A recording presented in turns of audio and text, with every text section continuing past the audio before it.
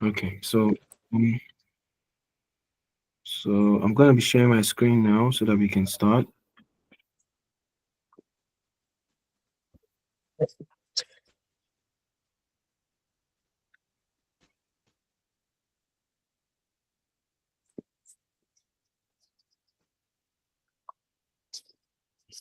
Okay, so the last time we met, we spoke about the lymphatic drainage of the female genitalia tract.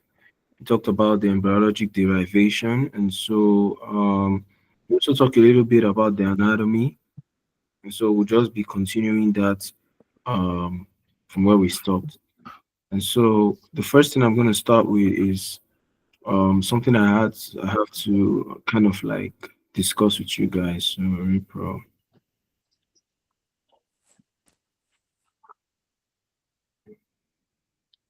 So I want you guys to know this is a very, very commonly tested concept, right? Although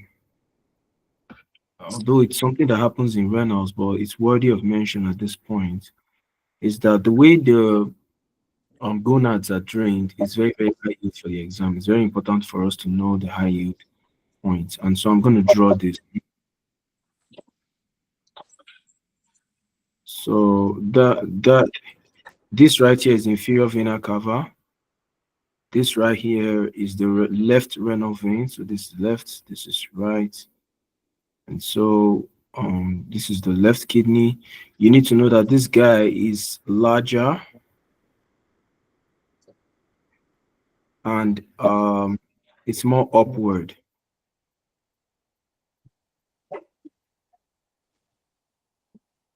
It's more upward, right?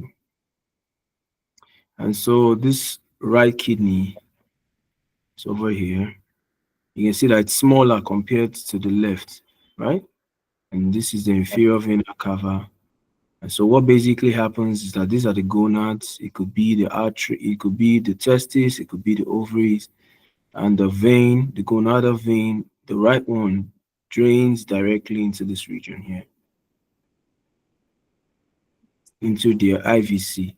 So they might ask you in the exam, the right gonadal artery drains where? So it drains directly into the IVC. The left, on the other hand, drains this way. It drains into the left renal vein and then directly into the IVC, right? And so for the male, hello, is there anybody there? Okay. So let's mute our mics and just get it. Okay, great. So for the left, it just drains directly into this region here, into the left renal vein. And there's a clinical implication of this, which is commonly tested in the exams. So for the vein, for the male, we have what we call the palminiform, yeah, plexus of veins. So they're like scattered, kind of like wires of veins that are found in the scrotum, close to the. It's found in both testicles, basically. And so what happens here is that if you kind of like have an obstruction, so basically you can see that the the left gonadal vein empties into the left renal vein at an acute angle. So this is 90 degrees, right? So blood flow in this region is less laminar as compared. Laminar meaning when you have a blood flow, laminar means it stays to the edges, right? Stays to the edges. So the more laminar it is, the more the velocity, more velocity of the flow. So something that is not does not branch in an acute angle like this, such as this one. This one has more laminar blood flow. So more laminar blood flow. Blood flow as against this one that enters into an acute angle. And so this vein here, it's very easy for stasis to occur. Stasis. right? Stasis to occur. That's one thing I want to state here. And then it's commonly tested in the exam that a patient who might have an obstruction at the vena cava level here, at this level here, maybe due to a renal cell carcinoma from the right lungs or from the left, any of them, the right kidneys or the left kidney, any of them, causes a blockade of this guy here at this level. It grows big or metastasizes, there's metastasis to this region. It blocks the inferior vena cava. And so there is a backlog of blood. Blood is not able to go into the inferior vena cava. And so blood gathers in this region here, gathers here. And then this paminiform plexus over here becomes overly dilated,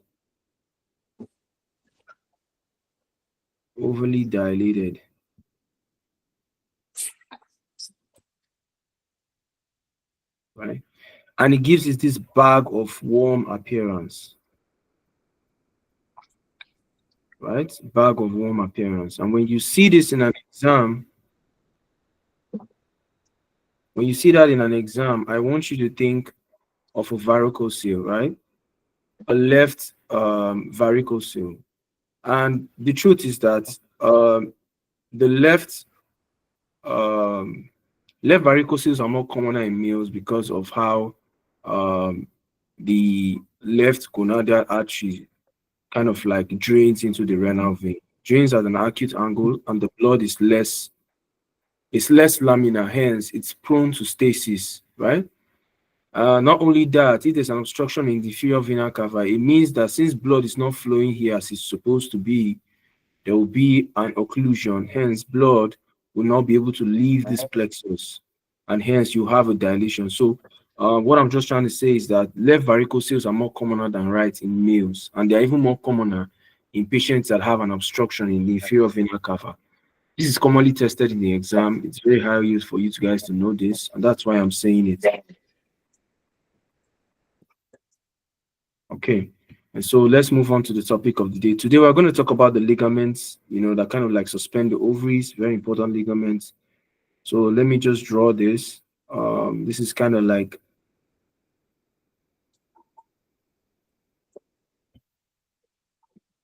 you guys should excuse me, my drawing is not so perfect.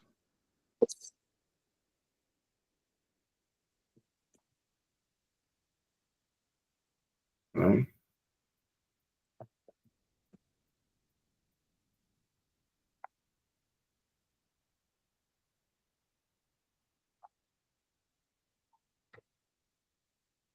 So when we're talking about the embryology of the genital tract, we made mention of the fact that there are some ducts that are being formed, some very early ducts, such as the paramesonephric duct or the Mullerian duct. And then we have the Wolffian duct or the mesonephric duct. And I mentioned that whatever happens, the sequence that happens basically determines the kind of like determines the gender of the.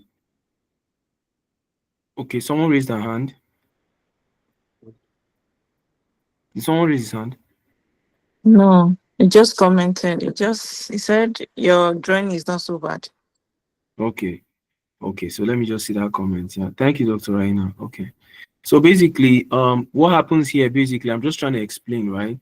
That early in the development, I mentioned that we have the indifferent gonads, and then we have the mesonephric duct that comes, kind of like here, and then we have the paramesonephric duct that kind of lines it, and then we have this for both of them. This is the mesonephric duct, and then we have the paramesonephric duct.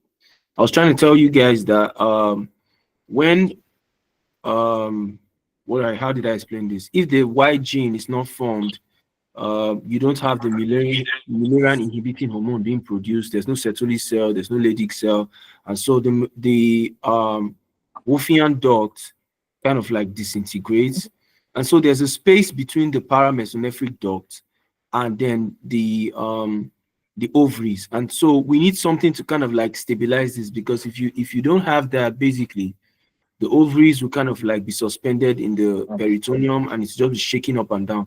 So we need something to kind of like hold it, so that it suspends it rather.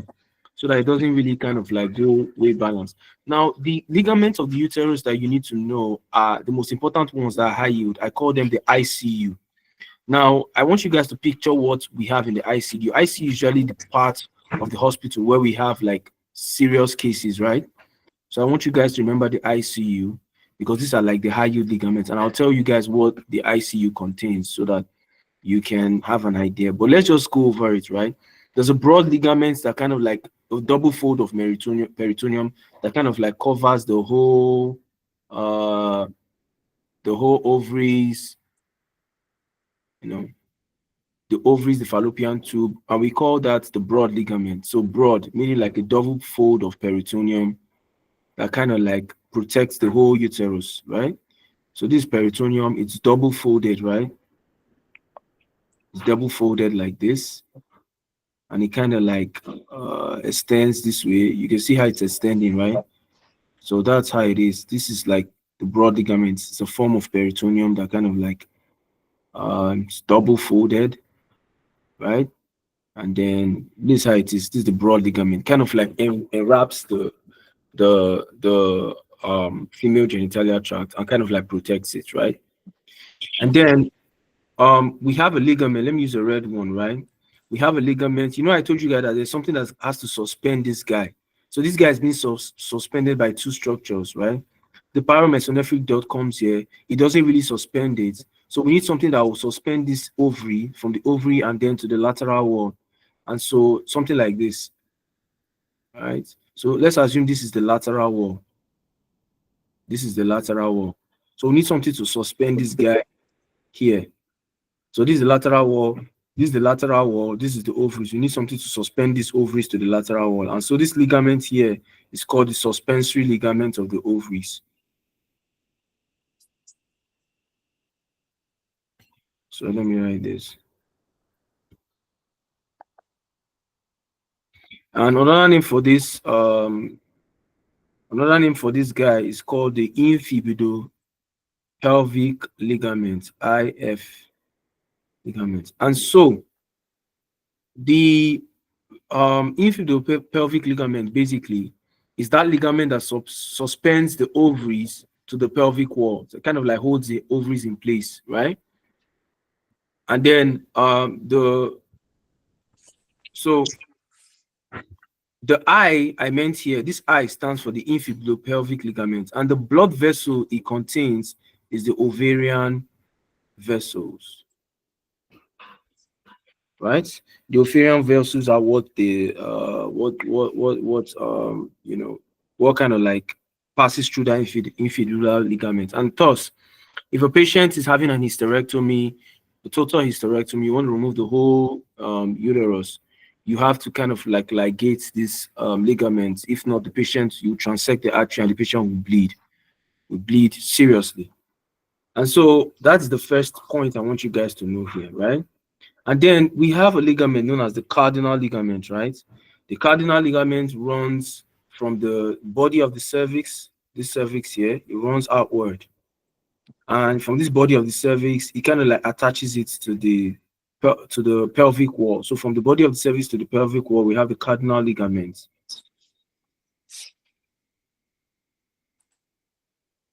The cardinal ligament. So that's the C there, the cardinal.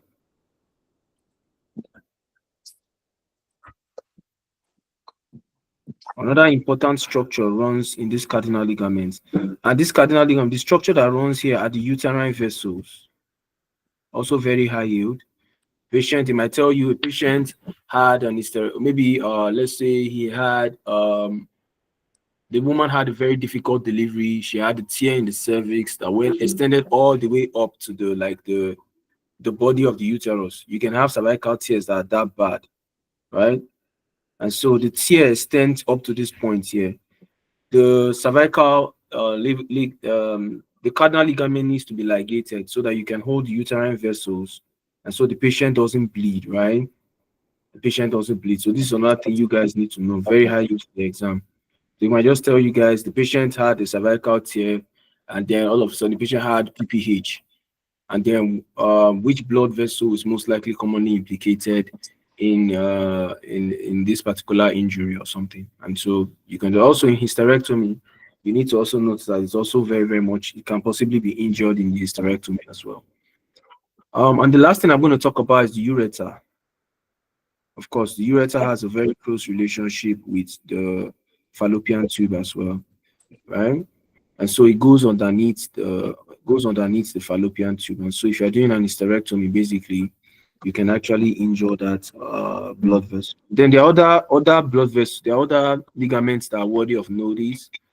Um, another ligament that we go. So I've mentioned three ligaments. We've talked about the suspensory ligaments. I've talked about the cardinal ligaments. We've talked about the broad ligament, right? The broad ligament has other ligaments as part of it. It has the ovarian ligament,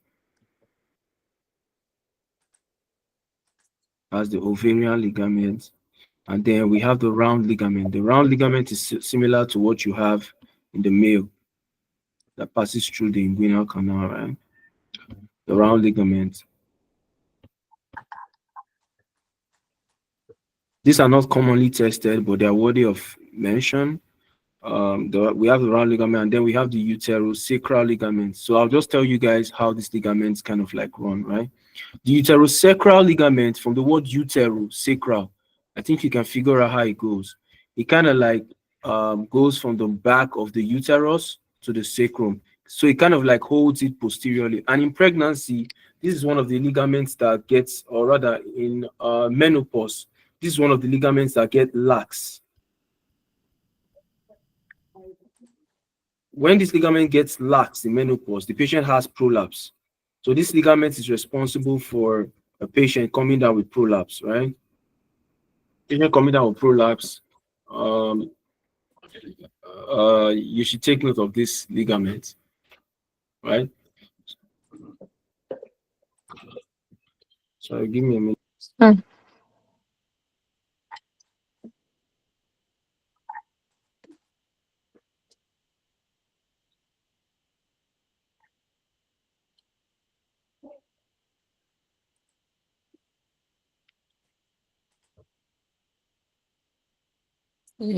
Urea, uterosacral ligaments.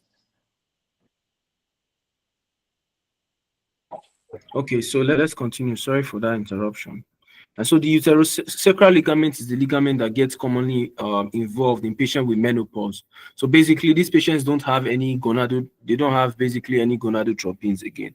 And so the ovaries is not producing estrogen and progesterone. Progesterone is what makes the ligaments kind of like tense in a way. Yeah, they kind of like give it its normal, like estrogen and progesterone work together to make these ligaments well structured. And so when the patient is having menopause, you have a reduction in these hormones. So as these ligaments become extremely lax, right? And hence you can have prolapse of the uterus, right? And so I've talked about the ligament. So the uterosacral ligaments from the posterior part of the cervix to the sacrum, the ovarian ligament and the round ligament. Basically, the ovarian ligament, just like what you have for patients in the testes, we have the gubernaculum. So these two ligaments are kind of like derived from this gubernaculum. And so what this structure does is that it kind of like fix in the male, the gubernaculum kind of like attaches the lower pole of the testis to the skin of the scrotum. So in the female, it will do the ovarian ligaments are derivatives of these two ligaments, ovarian and round ligaments are derivatives of the gubernaculum. Hence, in the female, these ligaments do exactly the function of do a similar function. And so the round ligament, this is the uterus, right? Let me just draw this so that you guys can understand it here, right? This is the greater horn of the uterus. And so this ligament comes down and attaches the greater horn of the uterus to the pelvic floor. So this is the pelvic floor muscle. So it kind of like attaches it to the floor. That is for the round ligament. And then you have the ovaries here. You know, I told you that something is suspending it here from the this is the infibulopelvic ligament, IP. Right? Something has to suspend it here too as well. Something has to act like a pillar for it. and that ligament is known as the ovarian ligament. That's what the ovarian ligament does. The ovarian ligament suspends the ovaries to the pelvic floor, and then the round ligament suspends the uterus to the pelvic floor. And both of them are derivatives of the gubernaculum. The gubernaculum does similar function. It suspends the testes to the floor of the scrotum or the skin of the scrotum, such that the patient is not at risk of having torsion. And that's what happens in torsion. Basically, in torsion, this gubernaculum is kind of like literally sometimes can be absent, or it can be very lax. And so instead of the testicles aligning vertically, this is how the testicles align basically. So it arises horizontally. And this is what happens in torsion, testicular torsion, right? Okay, so I don't know if this makes sense, guys. And now, speaking of torsion, we have to talk about torsion because it's commoner in both male and female. And so let me just try and explain what happens in the female, right?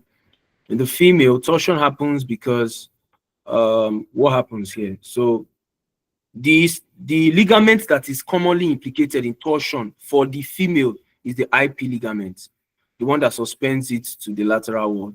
And so basically, this ligament twists on itself, basically twists on itself. It kind of like twists on itself like this, right?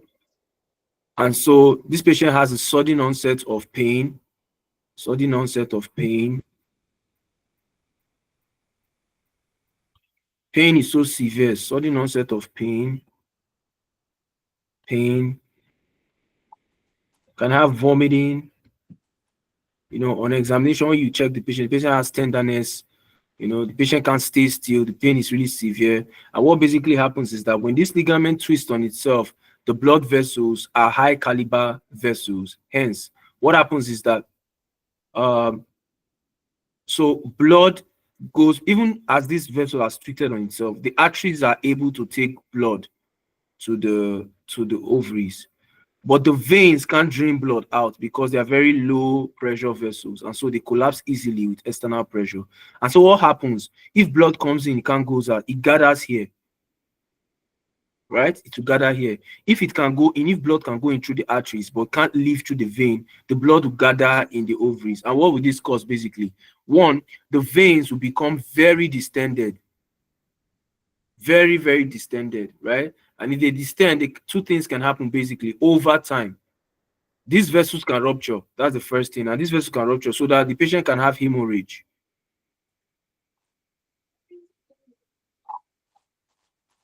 Right? Can have hemorrhage. Two, the other thing that can happen basically is that as more arterial blood vessels get, what will happen here basically is that edema would form because more blood is going to that place, and so there will be a congestion basically because of course the vein is occluded, and so you have edema, you have hemorrhage. So when you see a patient that has testicular torsion, that is what you see for the patient. Of course, the treatment for this basically is surgical intervention. You have to go in, you have to try and untie or unknot the inferior pelvic ligament, and this is very high in the exam for you guys to know. It happens with the males too. The spermatic cord twists on himself, and the patient kind of like comes down with symptoms of testicular torsion. I don't know. At this point, is there any questions? Are there any questions here? So for the adnexal torsion, basically, what happens here basically is that it could be to trauma. It could be mostly due to trauma, though, in females, and then for some very weird reasons, the inferior ligament, especially when it has to do with trauma, especially trauma to the abdomen, the ligament can like turn on itself basically, and then the patient will have adnexal torsion.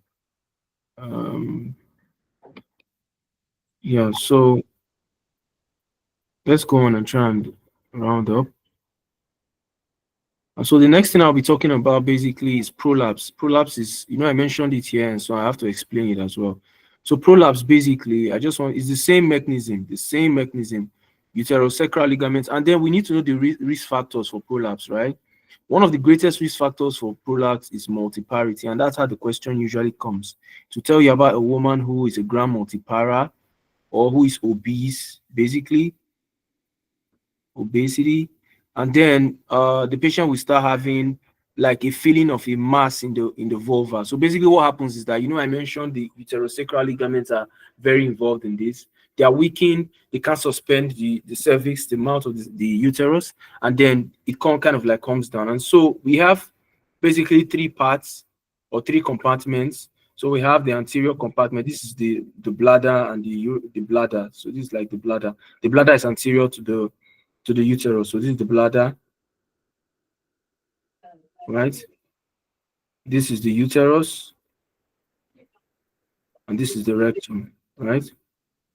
And so you can have when the anterior compartment is affected. So there's prolapse. The prolapse is kind of like more pushing this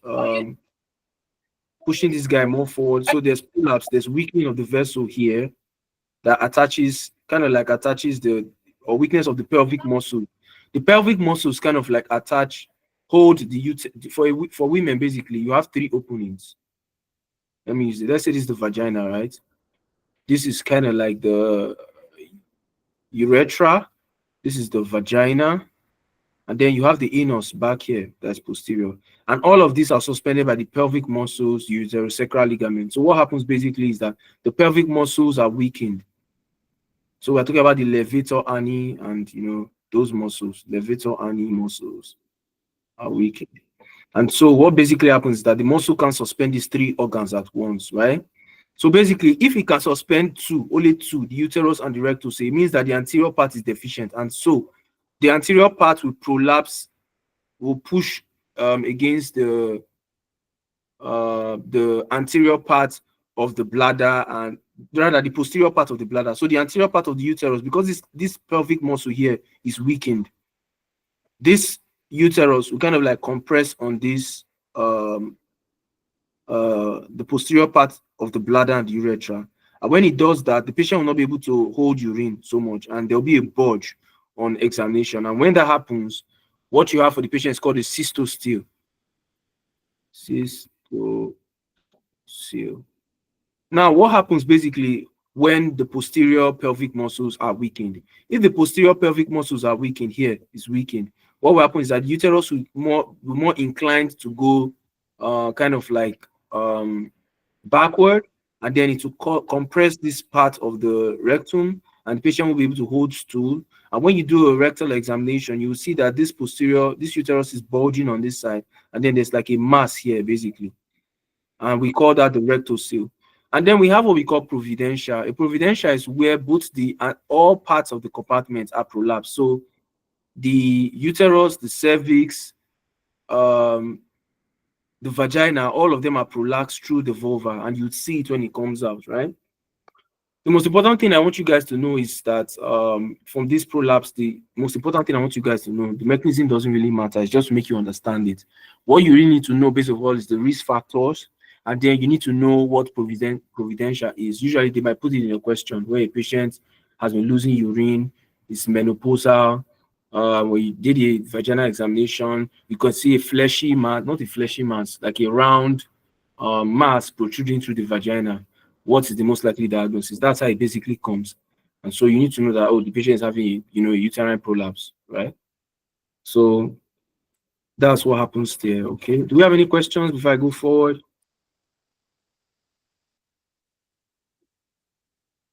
Okay, so let me talk about something here, right? So I'm going to talk about bladder and renal injury, right? And I'm going to say some things basically so that you guys can know. So for the superior bladder injury, what basically happens here? So let me explain this with a diagram. Right? So basically what happens is that the bladder is a very thin-walled muscles, very thin-walled. The detrusor muscles are very thin-walled. The dome of the bladder, very thin-walled. Like, I want to use something tiny to illustrate it. Yes, let me use this red so that you guys can know how tiny it is. The bladder is very tiny. Like, the muscles of the bladder is very tiny. Like, this is how the bladder is. Very tiny. Right? Very tiny. right? And so, of course, this is like for males, you have the prostrate around this region, and then you have the prostatic point, right? And so we have the anterior part of the blood, the prostrate, the urethra, and the posterior part of the urethra. I'm going to talk about that later, but I want to just try and illustrate something here for you guys. So we have what we call the anterior bladder injury, and then we have the posterior bladder injury.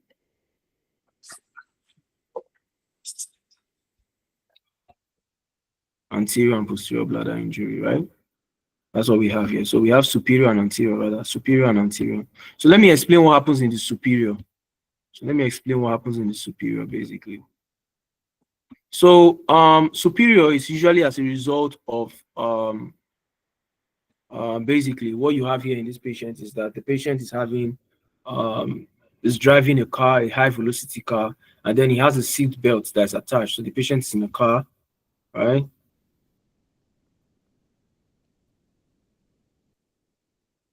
And so the person is driving. So this is the car. This is the person he's driving. You know, this is the seat. I'm trying to just illustrate this so that you guys can see it clearly. So this is the patient on his seat, and then he has his seat belt on like this. And so what happens basically is that when this person crashes against another car or stagnant or temporary a tree or something, what happens is that the seat belt kind of like compresses the bladder, right? Compresses the lower abdomen where the bladder is located. And usually, this patient usually has a full bladder. Let's say it's a full bladder, right? Patient is driving, has a full bladder. That place compresses, draws it more posteriorly. So there's pressure. There's more like a horizontal pressure. There's more like a horizontal pressure, right, on the bladder. And so this part of the bladder is known as the dome. It is the weakest part of the bladder, right? And so this pressure that is coming from both sides, so this pressure coming from both sides will kind of like cause a sudden, you know that here is closed. We have a valve here that prevents urine from kind of like escaping, right? And this is very strong muscle here, very strong muscle. So this pressure is coming here. This pressure is coming here from the seat belt. And so this side is very tight. The only exit points, more pressure will be put on the weakest part of the bladder. And so um what happens basically is that urine would push this weak muscle, cause so much pressure, increase the tension to a level where it's able to succumb the dome, and hence urine will spill out, right? Urine will spill out. Now, urine can spill out in several ways. It can spill this way, it can spill this way, right? So, but most times, basically, it's around this whole region here. So you see it anteriorly, you see it posteriorly, because urine is spilling like, right? And so in superior bladder, basically, the patient usually bladder injuries, the patient will have hematuria, the patient will have retropubic pain and the likes. That's what the patient will present. But basically, this is the mechanism of the superior bladder injury. So the pressure comes in, the dome is the weakest part, the urine forces its way out and then spills on either side of the pelvis, and that's what you're seeing here basically. Okay, they didn't even illustrate it here, but it would have been good if you illustrate. That's the idea basically. And so when urine spills into the peritoneum, and you know that the peritoneum is has several functions apart from protection, it also helps with absorption. It helps with absorption, and so um urine contains a lot of urea, contains a lot of urea and waste products, and so the peritoneum absorbs this urea. And you know, when you do a complete metabolic profile for the patient, you'll notice that urea and creatinine is kind of like increased when you do a complete metabolic panel for the patient. When you do a complete metabolic panel for the patient, you'll see that um, the urea is kind of like increased. Now, this is against the anterior. In the anterior, the patient can have an accident and then the patient will have a pelvic fracture. So what happens here is that this anterior part here that you're seeing, so I've talked about the superior, which is the dome. So what you have in the superior is that there'll be intraperitoneal accumulation of urine, right? And then the peritoneum will absorb that urine, and then urea will be high in the blood, right?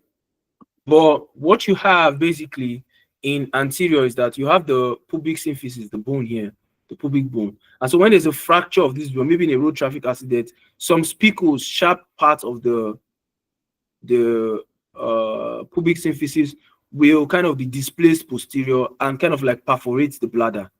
And hence a lot of urine will leak out to this point here, to leak out, to just be leaking out basically, right? To just be leaking out. Now, in that kind of case, basically, the patient will present with the bladder will kind of be empty at this point.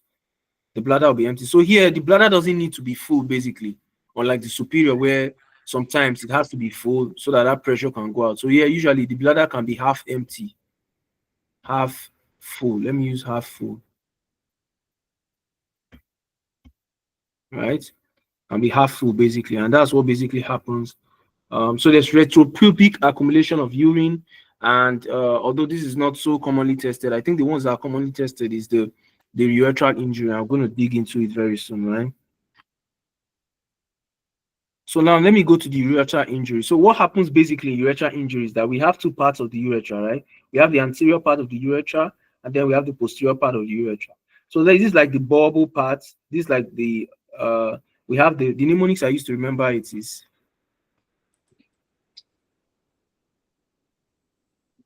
P BP. So this is how I remember it. So this is the penile, this is the membranous, this is the bulbar, and this is the prostatic, right? So this is the penile. So the urethra has four parts, right?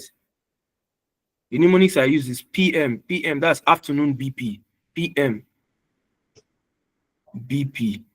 You know, PM means afternoon, like afternoon. I don't know if you guys, it makes sense to you guys, afternoon, right? PM is afternoon, then BP means blood pressure. So how I remember the parts of the urethra, the male urethra, is that I say PM, BP, that's afternoon's blood pressure, afternoon blood pressure. That's how I'm able to remember it so that I don't forget, because it can be a bit tricky. So what happens here basically in anterior urethral injury is that you can see that this part here, more like the membranous urethra, right? The membranous urethra, also known as spongy, has a laceration. So what happens here is a straddle injury, straddle injury. So straddle injury, you're trying to cross a road or you're trying to cross a pavement, and then you slip and you do a split, like the patient splits. I don't know how to explain it. You know, like if you guys do this breakdance where you see people split, like this is the leg of the guy, then this is the body, you know, this is the hand.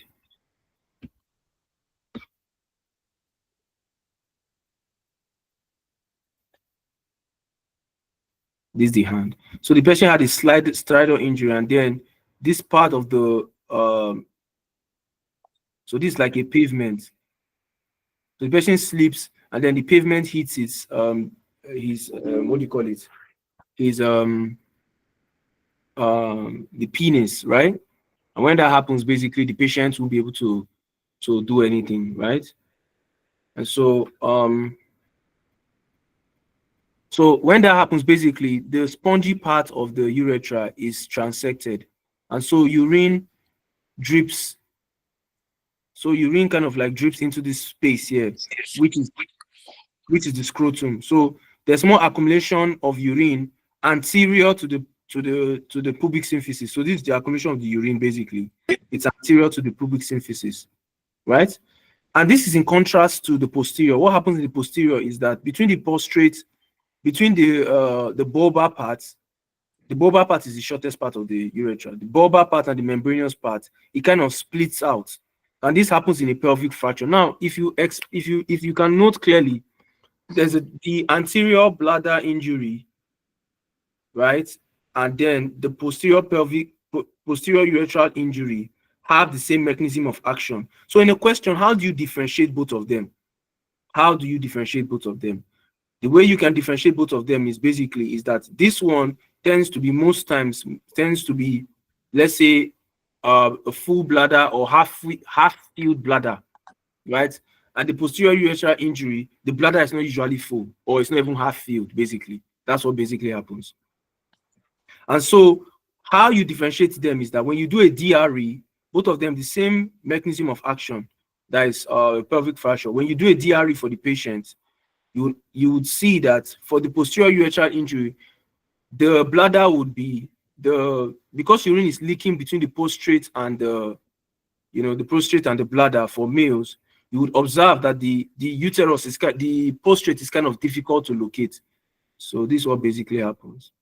The urethra kind of like connects the prostate to the pelvic floor, and so if there's an injury if there's a transection or this junction, which is the bulbo-membranous junction, if there's a transection, this guy will move upward because urine is in this space here. So when you do a DRE, it will be very, very difficult to kind of like feel the prostate. And we call that high riding prostate. This is one of the most high yield things you need to know about posterior urethral injury. High riding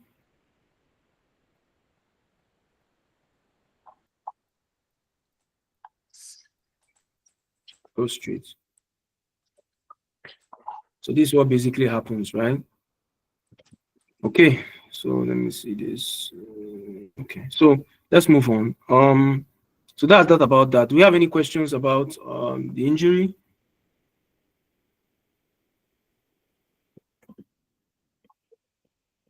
Okay, so let's move ahead. Now we're going to talk about some cells. Cells that are basically responsible for um,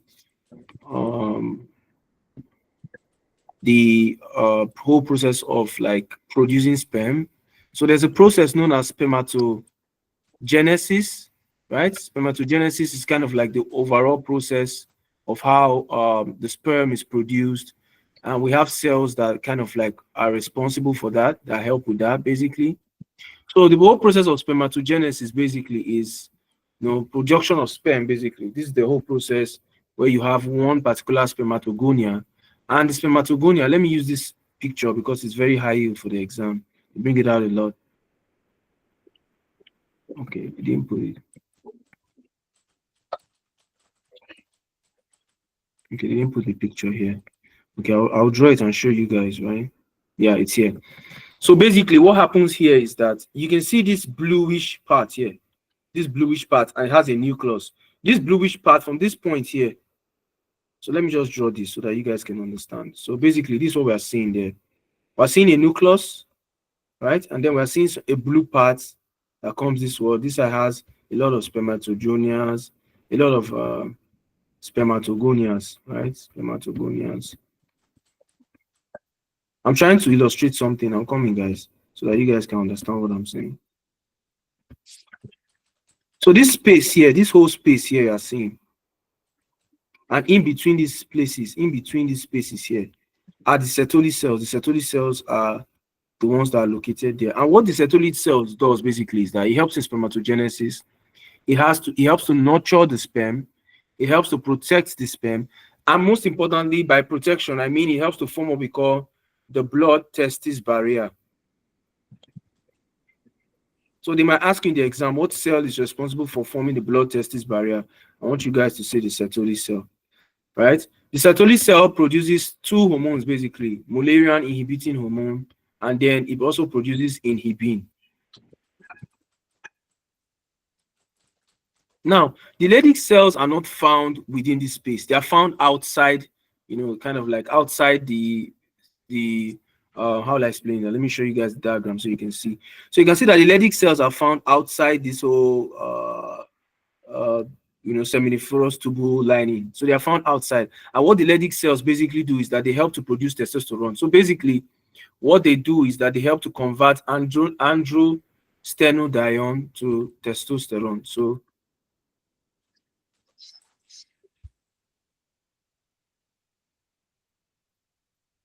they help to convert androstenedione to testosterone.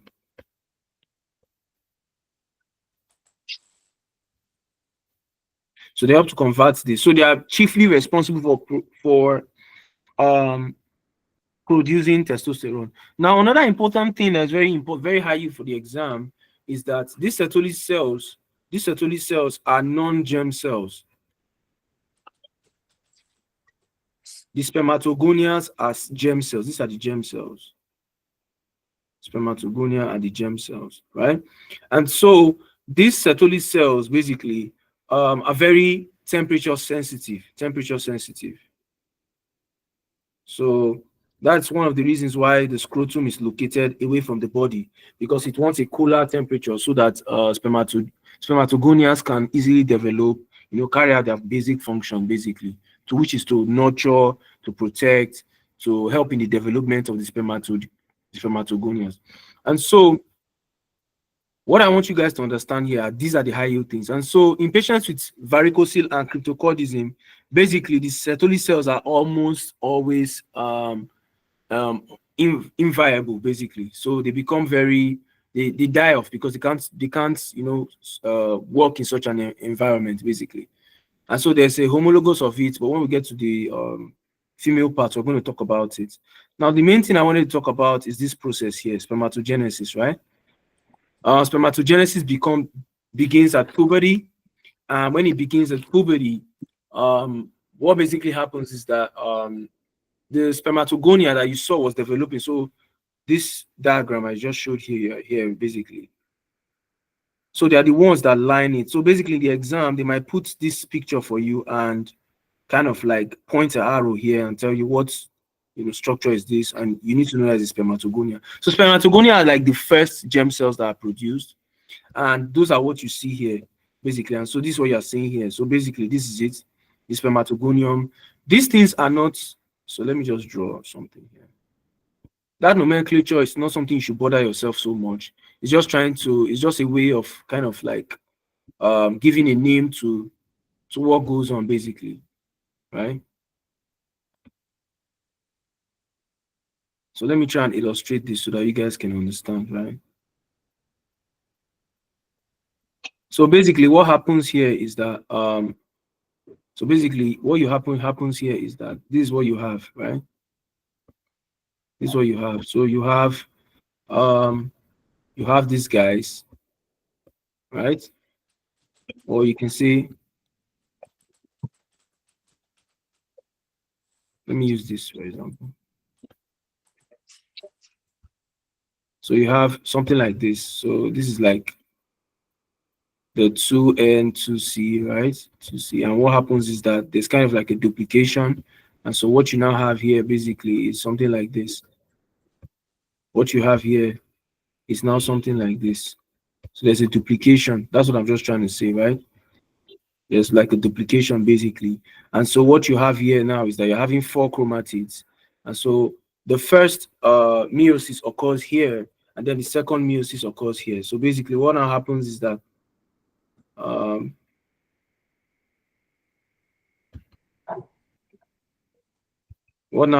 this guy now kind of like divides into 2. This is the first meiosis, and then you have uh, XX, and then you have XX, right? So it's like you're dividing this cell into 2 basically. So you have something like this, X, X, right? So something like this. So we have like 4 duplicates. And then what you have now, I'm just trying to give a rough picture of what basically goes on there. And so this guy divides, undergoes another meiosis, and here you have 1X, right? Or better yet, I'm drawing this thing badly. Let me draw it properly for you guys. So what you have here basically is this. You have 1 chromosome, right? And this guy duplicates itself to have like kind of like 2, and this is the first meiosis. This guy, sorry, you have 1, 2, 3, 4, right? And then this guy divides to form, so this meiosis 1. Meiosis 1, what you have here is X, X, and then what you have here is X, X. And then what you have here,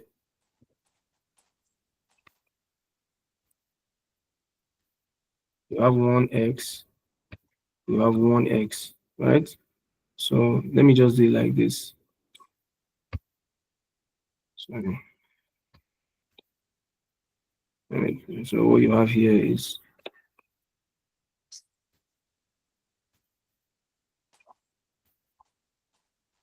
you have 1x here.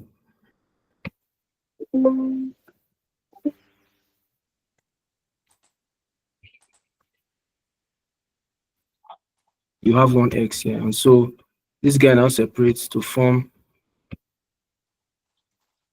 just one I here forms.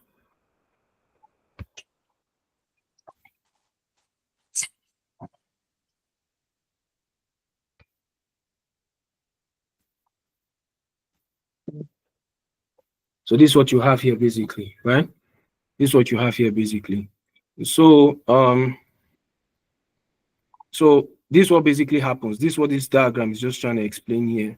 So you can see that this is what all these things mean basically. So the process where this 1x, this 1x become a mature spermatozoa is called spermiogenesis. So spermiogenesis, that's what you're seeing here.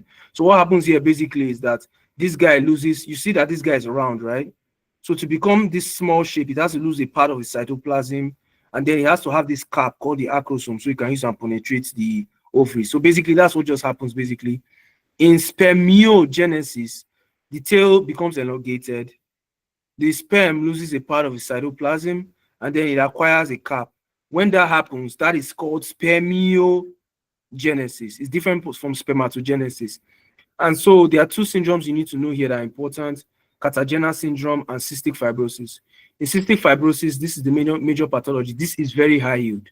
They'll give you a situation of a patient that has infertility, that has recurrent chest infections, and then they might tell you that maybe the patient has a bulky yellowish stool, and they'll ask you that this patient was unable to maybe get his wife pregnant. What is the most likely pathophysiology?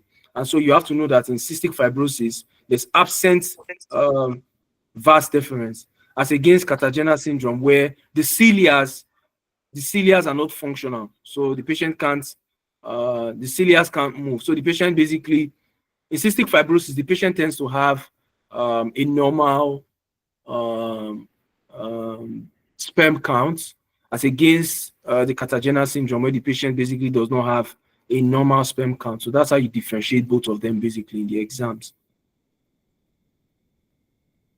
Okay, do we have any question at this point? Okay,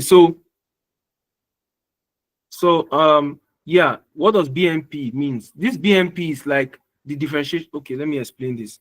The BMP, the BMBP is the part of the urethra. Let me just list it out for you. So the urethra, the male urethra is long. It's about 25 centimeters. Yeah, it's that long, not 25 centimeters, about 25 millimeters. Yeah. And so it has two parts. It has the posterior part, and then it has the anterior part. Now, the various parts, it's divided into four major sub parts, right? Four major sub parts, right? So this is the penile urethra. This is the membranous urethra.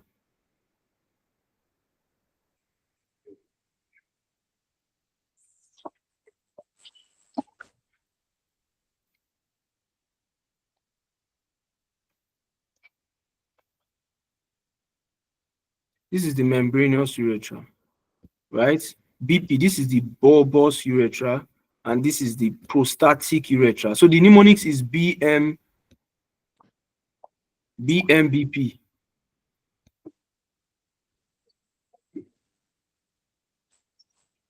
Okay, so that's the mnemonics for it, right? That's the mnemonics for it. Okay. Sorry, guys. You guys should give me a minute. I want to join my tablet so that we have. Do you have any specific lab test to diagnose Cartagena syndrome? I don't think so. I don't think there's a specific lab test to diagnose it. what can actually give it off is the clinical symptoms, and then um, you have when you do a chest X-ray, the patient has dextrocardia. Patients in cystic fibrosis don't have dextrocardia. In Cartagena syndrome, the patient has dextrocardia.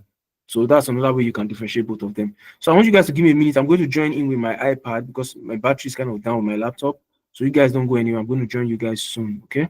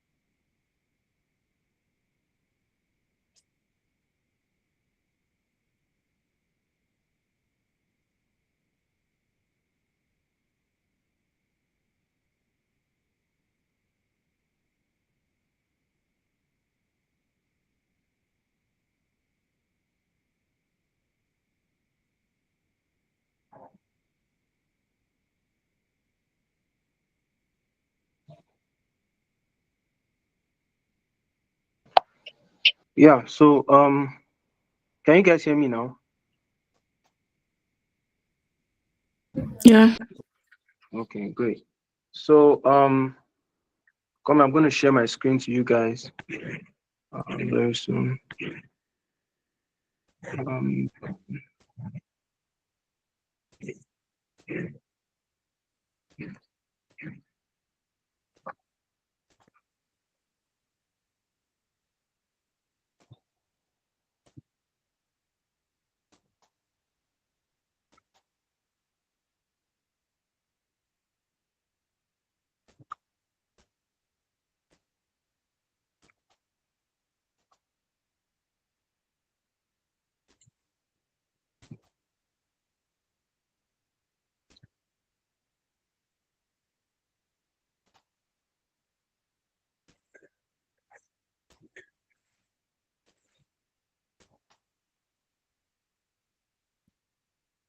okay, so I was talking about the parts of the urethra I was talking about the prostatic urethra. I was talking about the bulbous urethra, and then I was talking about the membranous part and the prostatic urethra as well. Okay, and so I was trying to explain to you guys that pneumonia is called PMBP. Is for the parts of the urethra, so that you guys can understand it basically, right? That was what I was just trying to explain by that.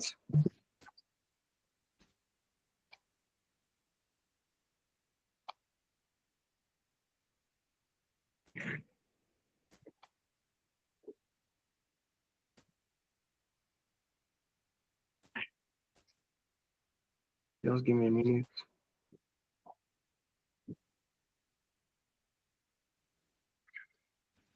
And so the next thing we're going to talk about basically after that is yeah, so I was talking about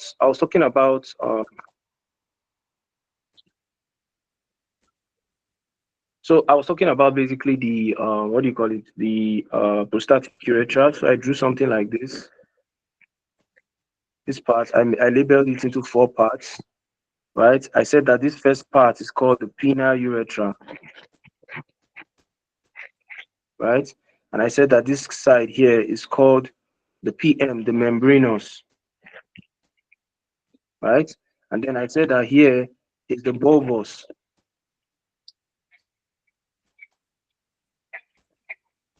the bulbar urethra, right? And I now said that this posterior part here is the prostatic,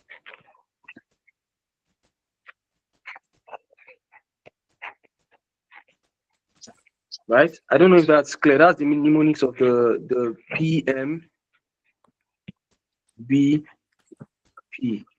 So this is the part from the anterior to the posterior part of the urethra. That's the mnemonics basically, right? That's what I was trying to explain to you guys. I don't know if that's clear, guys.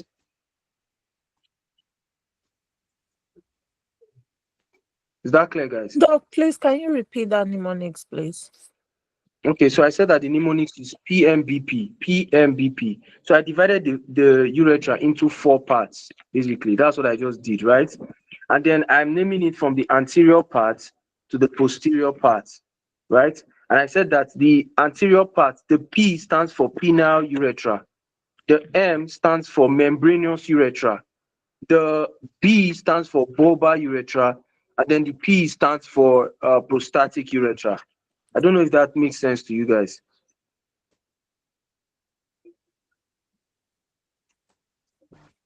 Does that make sense, guys?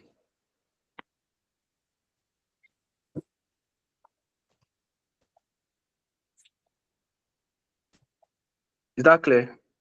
Yes, yes, we are clear. Okay. Okay, so let's go on. So so let me continue from where I stopped basically. So I was saying that the next thing you need to know basically is that we're going to talk about basically, I've talked about all those parts. Now the equivalent of the spermatogenesis is the oogenesis. The oogenesis is quite similar. I'm not really going to talk so much about it because it's almost the same process. So what you have here basically is something like this. You have the 2N and 2C likewise, and then you have this guy here, right? That now forms this structure here that has two as well, and then you have a bar body here, and of course this is arrested. Meiosis one is for women. For women in oogenesis, meiosis one.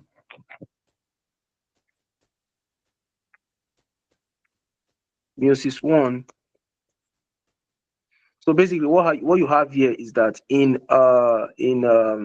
women, basically, this meiosis one is arrested till when the patient wants to attain menarche.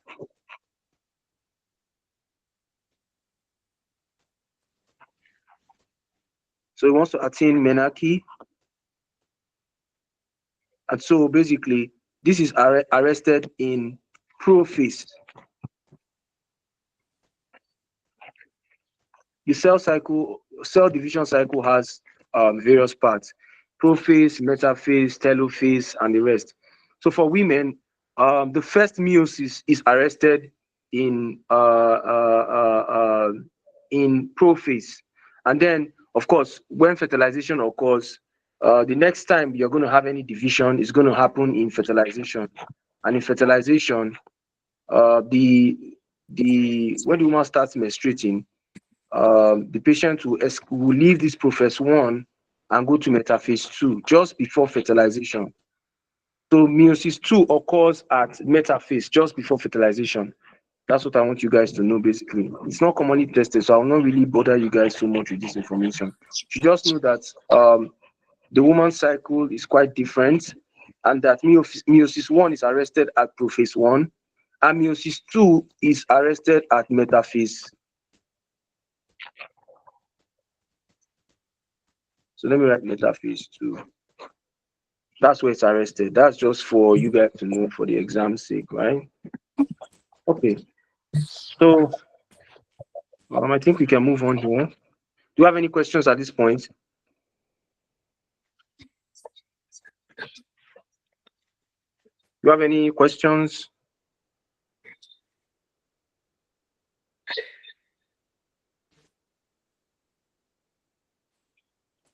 No, doc.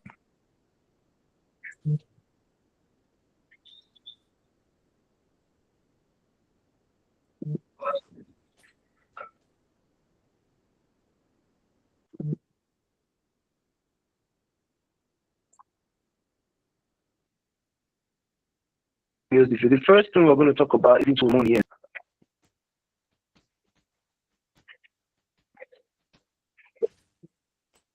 Estrogen.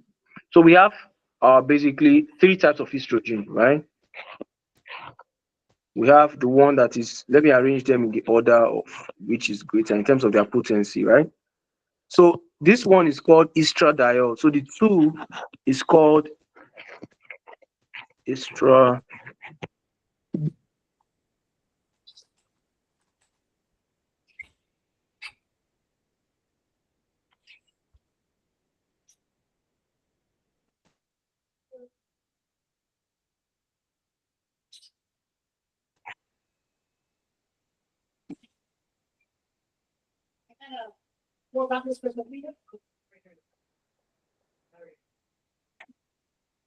Arranged according to the potency of it.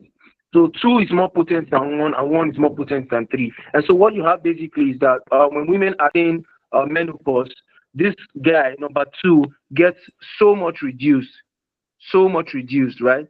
And then this number one takes over because it's gotten from fat cells. So the fat cells are able to convert androgens into this one here basically. They're able to convert this into the what do you call it? Into the fat cells are able to convert androgens into the estrone, which is number one basically in terms of potency, right? So the three is the one you have. The estradiol is the one that you have more in pregnant women basically. So this is the one you have more in pregnant women, the estradiol, right? So these hormones are very important. Another hormone that is important is progesterone, right? Progesterone is a very important hormone because when we talk about the menstrual cycle, the menstrual cycle phase. So this is the menstrual cycle. You have this, right? You have another hormone here that goes this way basically. And so this hormone you're seeing here first is estrogen.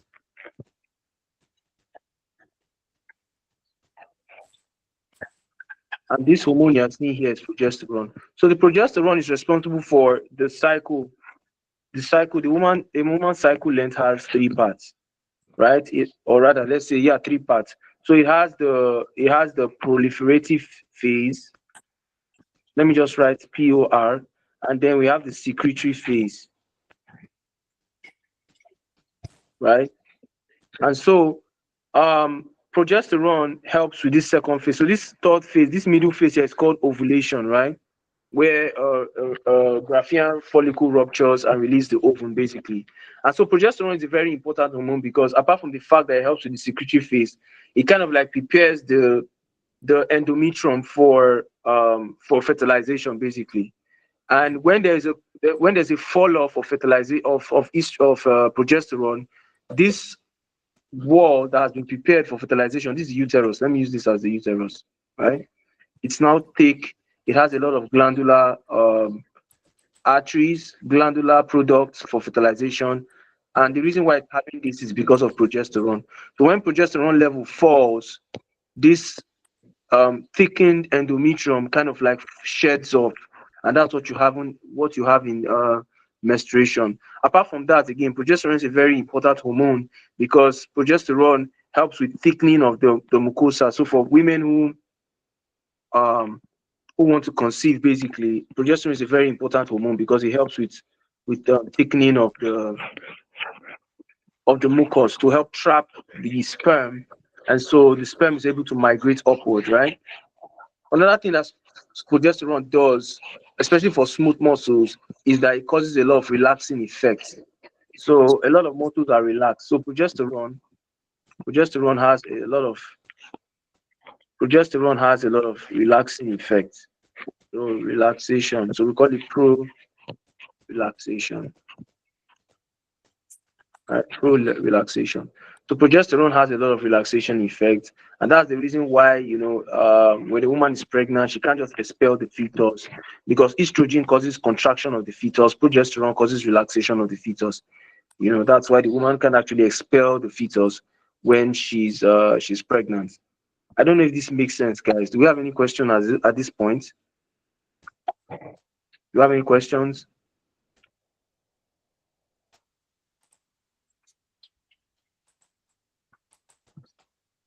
Do you have any questions at this point? Okay, so let's move on. Okay, so the next thing we're going to talk about basically is what happens when there's implantation. When implantation, the woman is now pregnant, she has what do these hormones do basically? What do these hormones do when a woman is pregnant? What do they do basically, right? So basically, progesterone is one of the hormones that maintains pregnancy. And in the early pregnancy, it's secreted by the corpus luteum. So the corpus luteum is formed after the Graafian follicle has ruptured, basically. So, um, so what happens here is that let me draw this for you guys.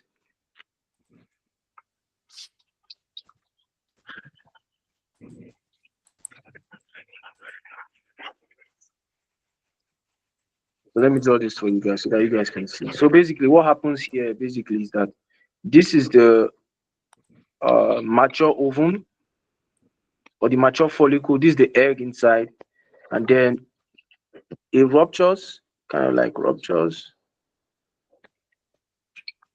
and the egg is expelled outside, right? And so this is the egg. This is the egg here. This is the remaining corpus luteum that closes basically.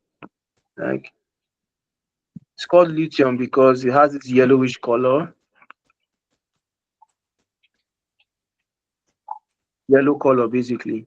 So this corpus luteum is the one that produces progesterone. And so this progesterone that is produced is what maintains the pregnancy.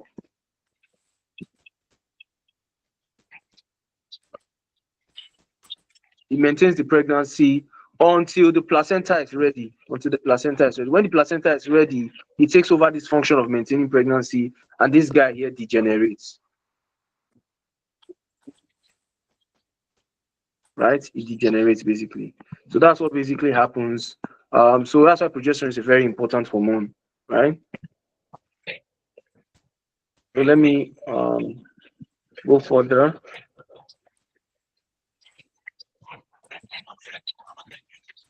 Let me go further and explain some other things. Do you have any questions at this point so that I can explain anything?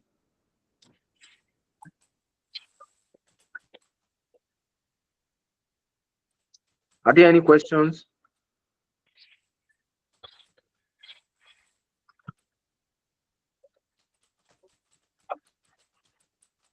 It's an opportunity for us to ask questions, guys. Let's ask questions.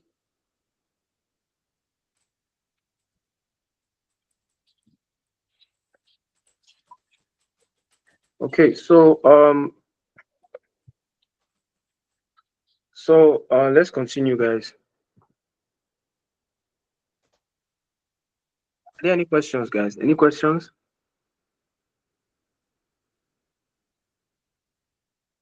Okay, so let's go on. So the next thing I'm going to talk about, of course, lactation. Lactation, the major thing here that happens in lactation basically is that prolactin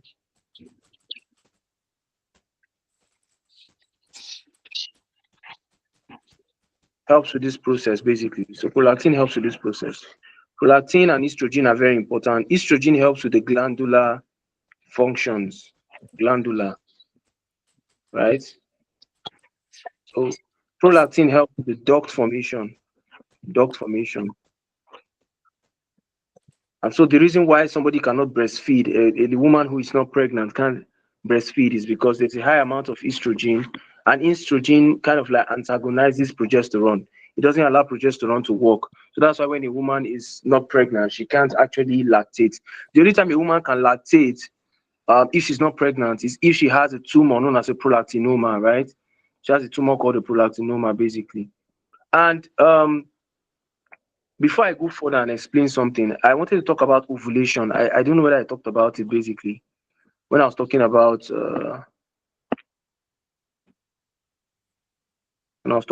it basically.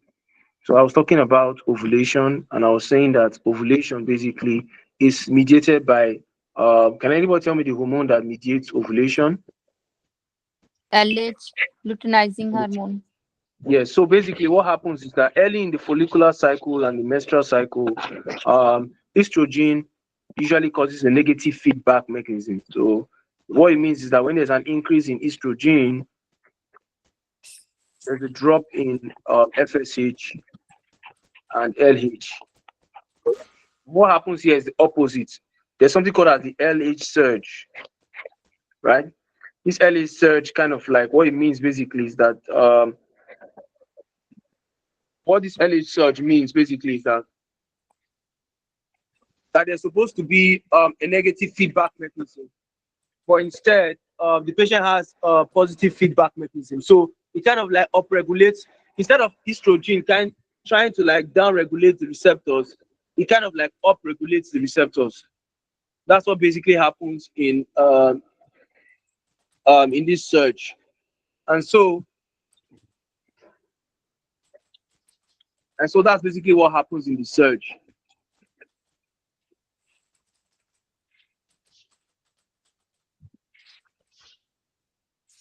Can you guys hear me? Can you guys hear me? Yes, we can hear you, doctor. Okay.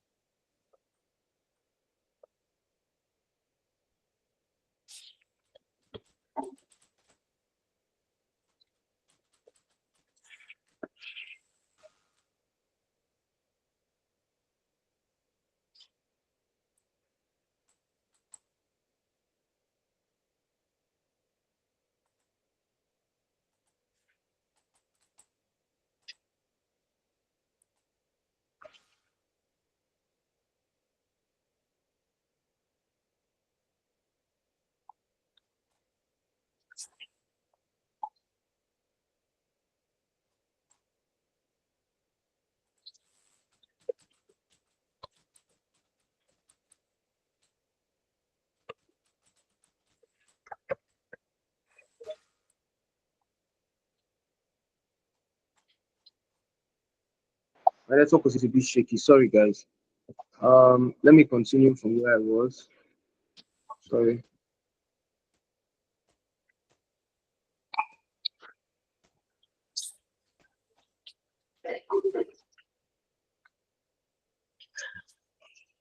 Okay, so I was talking about the changes in pregnancy and how we should kind of like look at it. Um, I was talking about the changes in pregnancy, so let me just talk about that quickly. So basically, in pregnancy, a lot of things happen, right? In pregnancy, and so the woman is experiencing certain changes. It affects every system, the CVS, the GI, the endocrine. And we're going to talk about every system, and we're going to like figure out what happens basically. And so in the CVS, what basically happens is that there's volume expansion, right? Not only is there volume expansion in pregnancy, there's a drop in the systemic vascular resistance. So there's widespread vasodilation because, of course, like I said, progesterone is a relaxing hormone. And so progesterone kind of like reduces the tension on the blood vessels. And so there's widespread vasodilation, and then there's an increase in volume. What does this translate to basically? The increase in volume leads to what we call an increase in preload. So preload is the amount of blood that's going into the heart, right? While the vasodilation leads to what we call a systemic vascular resistance drop. So systemic vascular resistance means the pressure that the blood vessels exert, as blood flows through them, basically. And so for pregnancy, you have a decrease in the systemic vascular resistance, and then you have an increase in the preload. What this does basically is that there'll be a general increase in blood pressure, right? There'll be a general increase in blood pressure, basically. That's what's going to happen. There's going to be an increase in blood pressure. But here's the thing, right? Also, at a particular point in the pregnancy cycle, I think around 26 weeks or so, the patient has a drop in BP. So this is how the curves is for blood pressure. So it's like this. So you can see that there's an increase. Let's say this was the initial basal level. This is the pre-pregnancy level. This is the pre-pregnancy.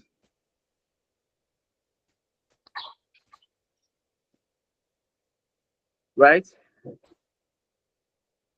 So when the patient is pregnant, so let's assume this is the pregnant stage, you can see that the blood pressure has increased, right? But around 22 to 24 weeks, there's actually a drop in the blood pressure. And the reason why there's a drop in the blood pressure is that there's a decrease in the preload. So what happens basically here is that the uterus has assumed a large enough size to kind of like compress the inferior vena cava. At this point, the uterus is quite small. It's not as big enough. But within this week, the uterus is kind of like goes through a maximum increase in size, right? A very large corresponding increase in size. And what basically happens is that it's kind of like compression over the IVC, and that drops the preload. So that drops the preload. So let me write PL here. It drops the preload, and hence the patient experiences that drop in blood pressure for around just 2 weeks, basically, and then it steadily rises again. Steadily rises again because the drop in blood pressure causes a compensatory action for heart rate and contractility. So this period where the patient has very low blood pressure, basically, the heart tries to compensate for it, but it compensates for it in a very slow way. And so what it does is that it increases the heart rate, increases the contractility to try to raise the blood pressure up again to this point. And that's what happens in the cardiovascular system. Okay? Does it make sense, guys? Yes. Yes. Yes. Okay, so when it now comes to the hematological system, basically, let's talk about the hematological system. In the hematological system, what happens basically that there's increase in RBC production and there's increase in volume. But the problem here is that the increase is not proportionate. So this is a 3:1 increase. So for every 1% increase in red blood cell, there's a 3% increase in blood volume. And so the patient has what we call a dilutional anemia. So the point behind this dilutional anemia is just basically this. During pregnancy, during childbirth, when the woman is delivering the child, there's a rapid loss of blood, right? And if the patient is hemoconcentrated, the PCV will rapidly drop after that childbirth. But because there's hemodilution, there is less loss of RBC as compared to volume. And so So what it means basically is that when the woman gives birth, basically, this ratio becomes something like 2 to 1. And so this RBC is still maintained at this ratio. So the patient doesn't come down with anemia. Although this dilutional anemia is known as a physiological anemia, but it's kind of like protective so that if the woman delivers, she doesn't lose all her red blood cells, right? Right? The white blood cells are increased, but sometimes there can be a drop in the lymphocytes and the WC, but most oftentimes usually very increased in the hematological system, right? So that's what we have here. I don't know. Does it make sense, guys? We're going to, as we discussed, right? Yeah. So, and in the GIT, basically, what happens here is simple. Progesterone is so much, so the tone of the sphincters are reduced. GIT tone, the muscle tone is reduced. What does this cause? It means that the sphincters at the esophagus will be relaxed, right? The uterus is growing big, it compresses on the stomach's content goes upward, and the patient usually has reflux in pregnancy. That's why you see a lot of pregnant women tend to have like reflux disease in pregnancy, because the tone of the sphincters are reduced. Also, motility is reduced because of progesterone. Hence, these patients are prone to constipation. So these patients usually have 2 symptoms. They have physiological constipation and physiological GERD or reflux. Because one, progesterone is high in the system. It causes these sphincters that are the esophagus to kind of like relax. Hence, content are free to kind of like go back up. What causes the content to go back up is because as the uterus is growing bigger and bigger, it compresses on the stomach, and hence the stomach pushes its content upward. So it kind of like blocks the duodenum in a way. And so the only way food it has to go upward, and so the patient presents with reflux. Additionally, because of the large amount of progesterone, the muscles are relaxed, so they can't contract and propel food anteriorly. So there's no propulsion of food anteriorly. Hence, the patient comes down with this with constipation, physiological constipation. I don't know if it's clear, guys. Is it clear, guys? Are there any questions here? Okay. So there are many more that we can go on and go on, but because when you read your first aid, they're not commonly tested. Usually how these questions come up is that they come up in arrows. So how they come up basically is that they might put the question this way, right? They might put it in this way so that, to try and like confuse you guys. So what they'll do is that they'll put a question, they'll say that, oh, a pregnant woman experiences which of these physiological changes, right? And maybe they might put A, or they might put A, they might put, okay, for the CVS, they'll put increase BP, reduce SVR. And then they might put GIT, they might put increased tone, right? And they will put increased motility, right? And then they'll put other symptoms. They'll put polycythemia, and they might put maybe dehydration. They might put all those things. So you have to pick which of them is actually correct. That's how the question usually comes in the exam. So you have to actually know that, guys. Okay. So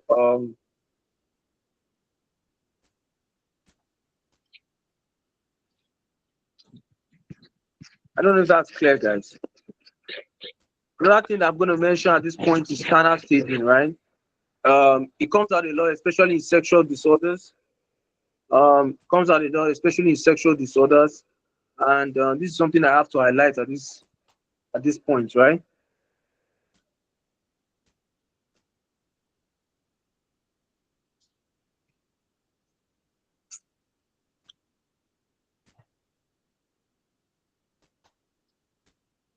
Something I have to highlight at this point so that you guys can understand how this thing works, right?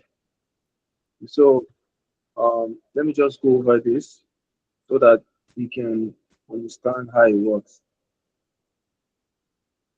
So standard staging basically has 3 parts. You're looking at, for the male, you're looking at the phallus, right? For the woman, you're looking at the breast, and then you're looking at the pubic hair, right? So I'm going to talk about each and every one of them individually, right? And what I'm going to say about the penis is that for stage one usually we have the normal or prepubertal, right? And that usually is less than 8 years, right? And so what happens is that the phallus is small and underdeveloped, small and underdeveloped. And then when the patient attains the first terminal stage one, what happens basically is that the phallus starts to kind of like increase in size. So the phallus increase in size not compared to the scrotum. The scrotum is the one that increases in size the most, right? The phallus, the scrotum increases. So the earliest sign of development in a male is testicular enlargement. I've seen this in an MBME question. Testicular enlargement. So in stage one, that is the commonest thing you see there, testicular enlargement, so that you guys can just know it for the exams, right? Testicular enlargement. Testicular enlargement, very high yield for you guys to go for the exams.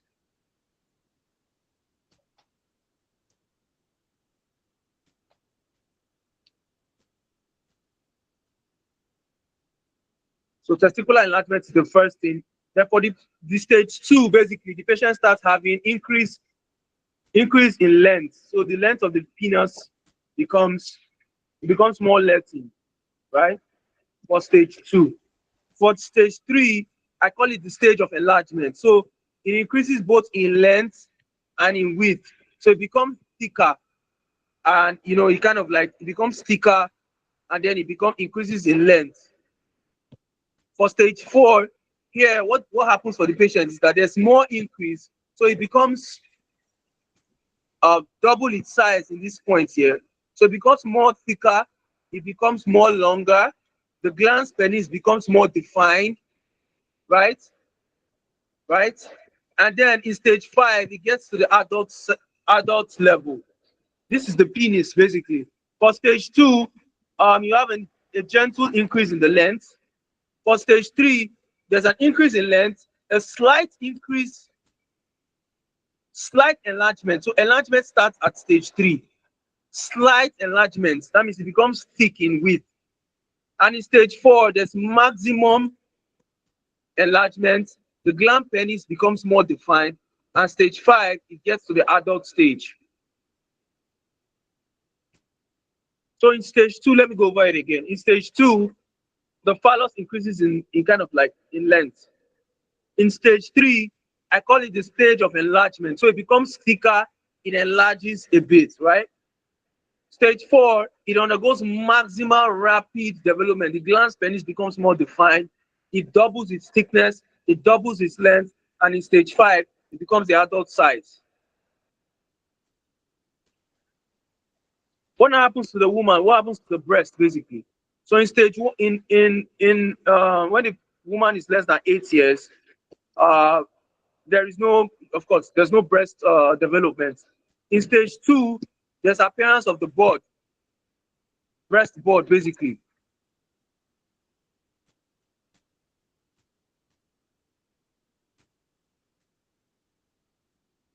There's appearance of the bud in stage two, right? And then in stage two, what happens basically here is that the patient starts to see what we call telarchy, although it's in this level here, it's telarchy, but let me just stick to the breast bud basically. So what happens is that the breast bud starts here in stage two.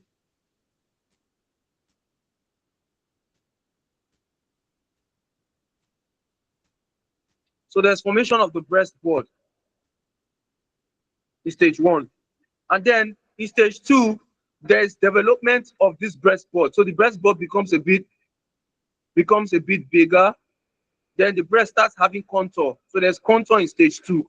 So I want you to remember stage two is that two has this, right? And this. So this arc in here is known as a contour. So the breast starts having a contour at stage two.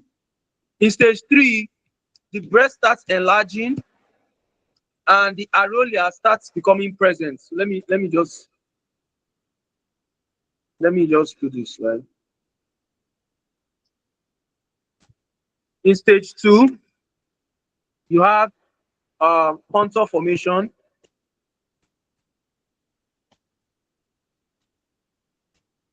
right? In stage 3, the patient has enlargement of the breast. So always remember that stage 3 is the stage of enlargement. That's how I want you guys to remember it. Stage 3 is the stage of enlargement, right? Stage 4 is what we call mode on mode. Let me put this. What do I mean by mode on mode?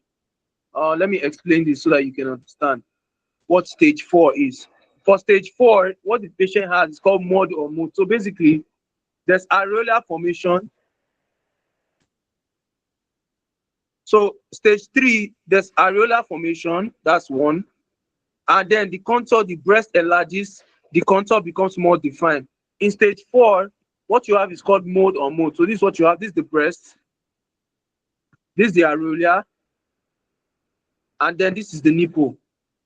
So we call this mode on mode.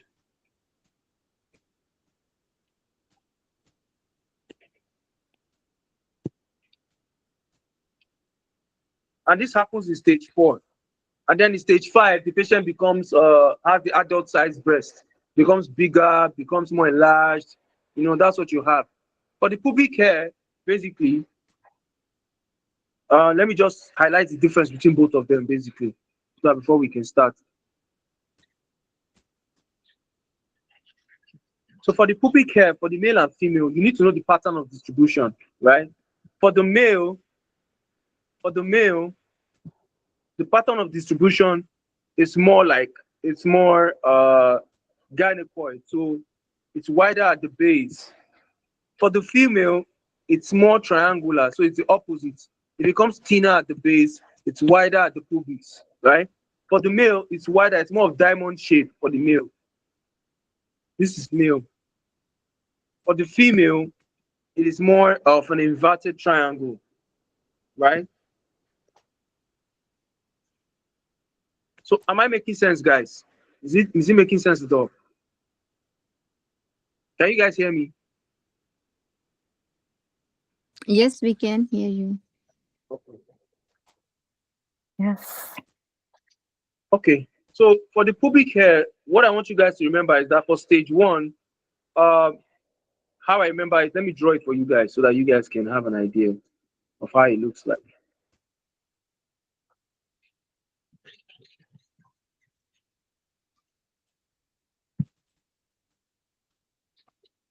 So this is the pubic hair.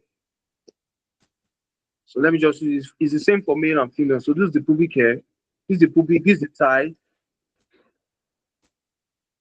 This is the pubis, right? For stage 1, the hair is just around this side here, right? It's fine but limited to just the pelvis. In stage 2,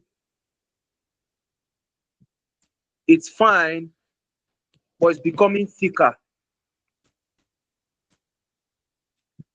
In stage 3, so let me put it, this is 1, this is 2, this is 3.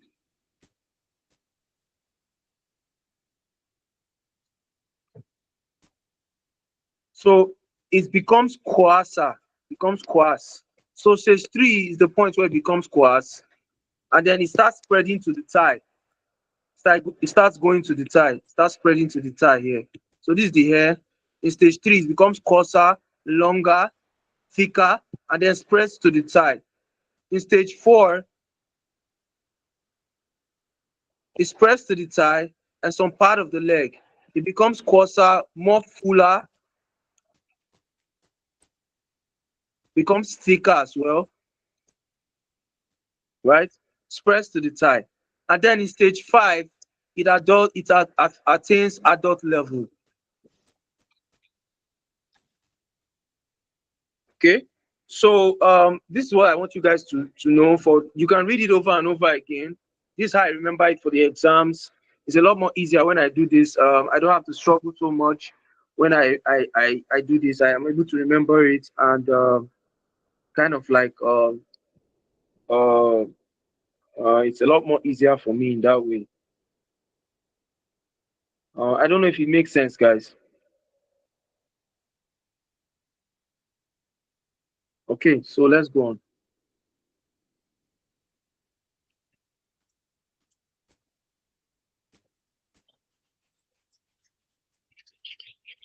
So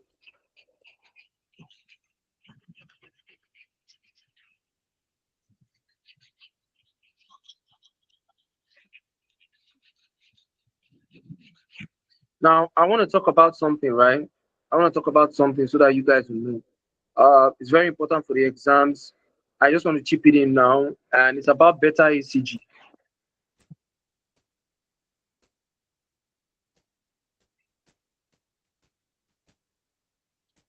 I mentioned when we're talking about early part in reproduction that it's produced by the sign CTO, right? And then it has two parts. It has an alpha and a beta part. The alpha part, right? Alpha subunit, it has a beta subunit. The beta subunit is specific for pregnancy. The alpha is similar to what you have in LH, FSH, and then TSH. What is the implication of this basically? The implication of this basically is that you have a tumor that secretes beta HCG. It can activate the receptors of these hormones. That's the clinical implication of it basically. If you have a receptor, if you have overproduction of this beta HCG, it can trigger and bind to any of these receptors and cause activation of these receptors. And so it's very important for you to know because they usually put this in the exam. It's usually very high for you guys to know this basically. That's why I'm actually saying this so that you can get it, right? This is just by the way. The next thing I want to talk to you about, and this will mark the beginning of pathology, right? Um,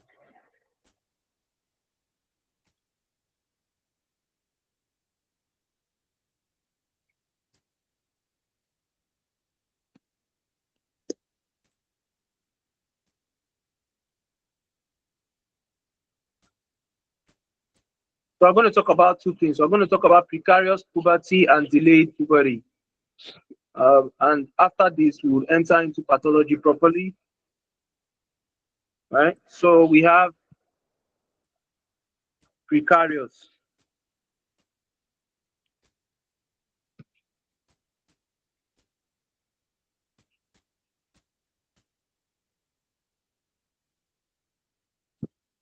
Right? We have precarious puberty. And so we have two types under this. We have the central precarious puberty and we have the peripheral precarious puberty. But first of all, precarious puberty means early attainment of puberty. So the child attains puberty at a very early age. Usually the patient starts seeing um, secondary sexual characteristics, secondary sexual characteristics before the age of 8 in females and before the age of 9 in male, right? And so we have different causes. These are very important. You need to know them. So by the word central, it means that it has nothing to do with kind of like the gonads. So it has nothing to do with gonads. More of a brain problem.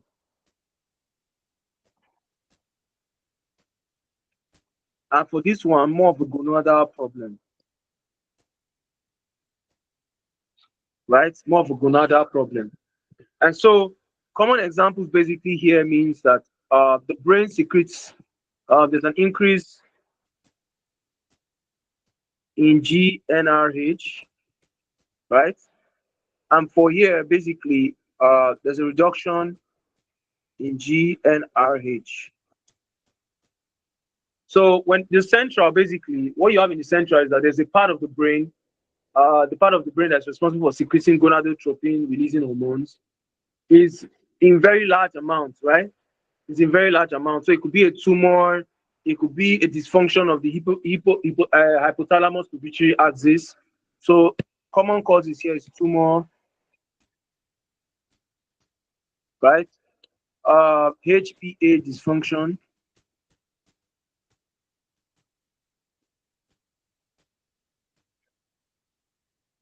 right?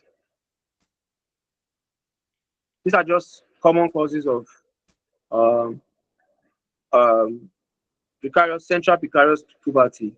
And then for the peripheral, that's when you have the PP. So here can be different conditions. The patient can have congenital adrenal hyperplasia as one of the causes. The patient can have a peripheral tumor, such as maybe a Leydig tumor, right? So the patient can have a Leydig cell tumor, right? The patient can even have an estrogen tumor, and then there's this condition known as Mark Albright syndrome. Can anyone tell me the components of this Mark Albright syndrome? Can anyone? Yes, fibrous dysplasia, precocious puberty, and coffee eyelid spots. Yes, correct. Yes. So those are the three components Yes, of. three components of macular. Very high use for you guys to know that it's one of the commonest causes of peripheral precarious puberty. Now, this is what you need to know for the exam, the mechanism. So in precarious puberty, the gonadotropin releasing hormone is kind of like reduced, basically. That is very high use for you guys to know for the exam, right? Very, very high use for you guys to know for the exam. Okay, and so the next thing we're going to talk about is the opposite now. What happens when there's a delay of the attainment of uh, secondary sexual characteristics, right? There's a delay. And so what we have here is delayed puberty.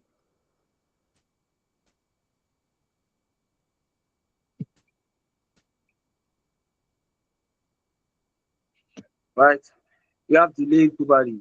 And we can classify this according to uh, the level of gonadotropin and estrogen, basically, and the so we have two types. We have two types.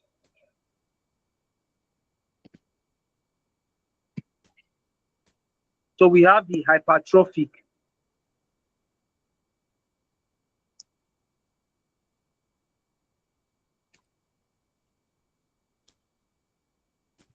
So we have the hypertrophic hypogonadism. Hypertrophic hypogonadism, right? Hypertrophic. So this is hypertrophic.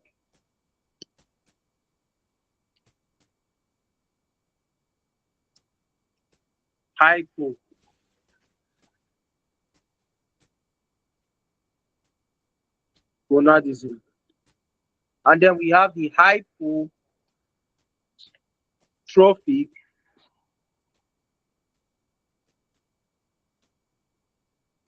hypogonadism.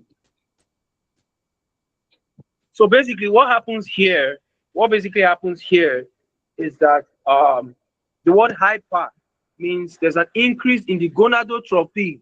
Gonadotropin. So basically here the gonadotropins are increased. The gonadotropins, that's FSH, LH, it's increased here. But for here, FSH,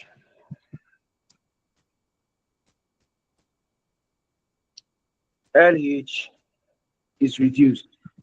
So basically, what happens here is that there is increased levels of the gonadotropin, but the gonads are small in size.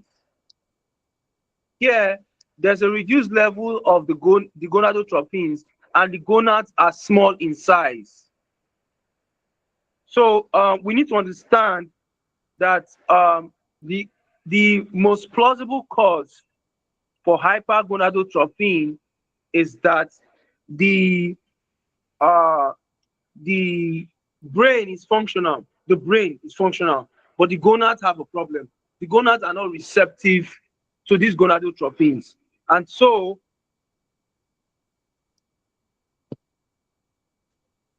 what you have here basically is something like this.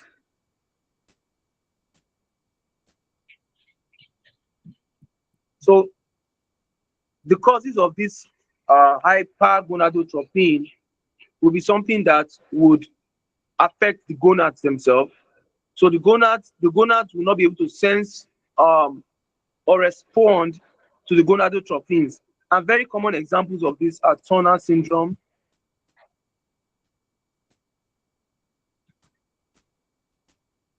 Kalman syndrome,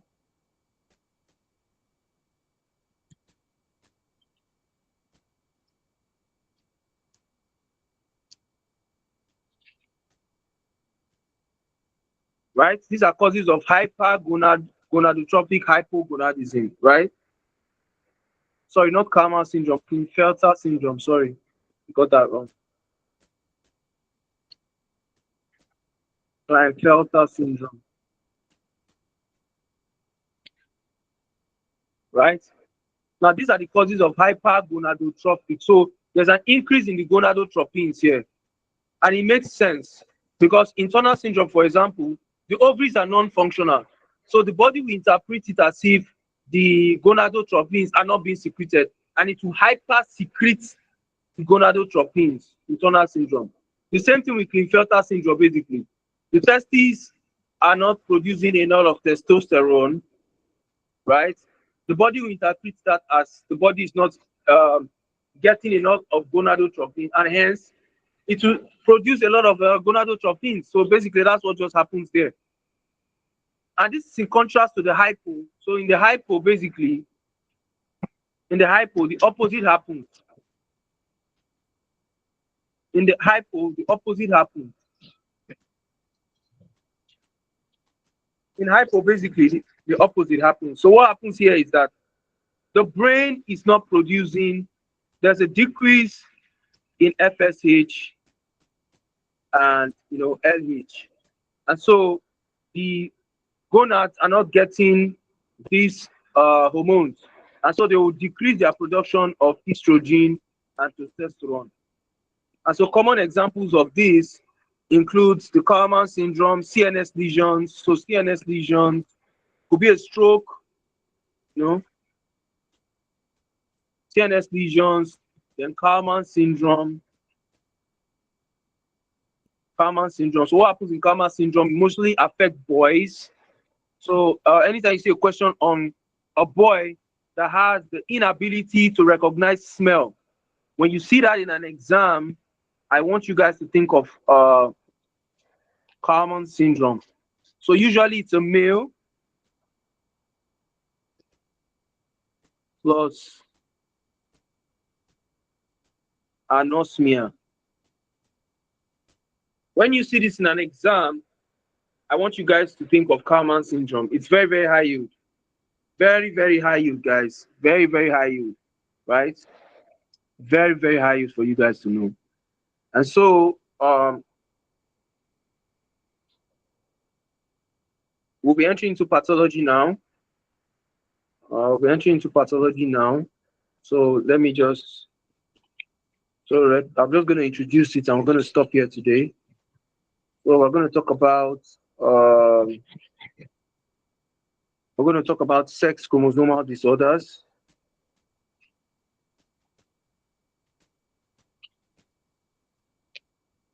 Chromosome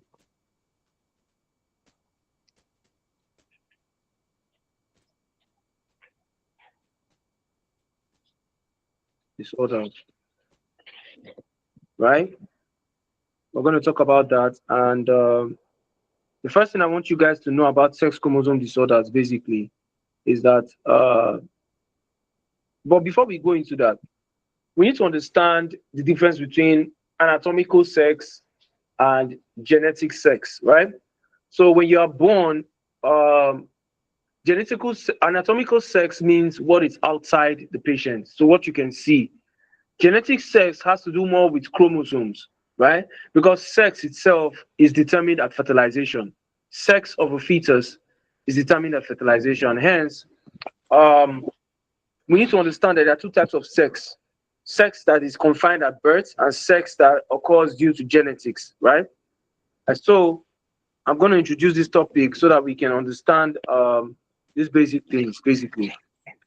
And so sex disorders, we have disorders where you can have an XX disorder. So the patient is genetically a female.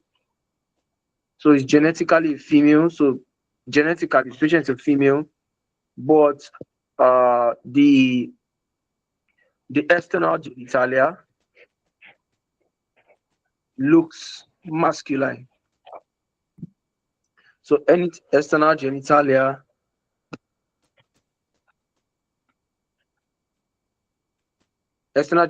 looks masculine, looks male-like, right? And then we can have the XY disorder, sex disorder. Um,